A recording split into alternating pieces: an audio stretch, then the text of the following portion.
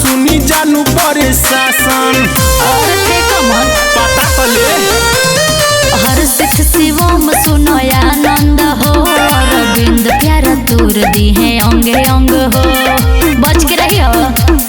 बढ़ जाए भारी करबो जे यारी पड़ जाए बोझा मेले में रहे हिरान अगरेले में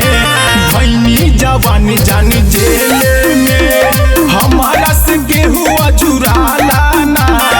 भैनी जवानी जानी जेले में चलो मान लेनी।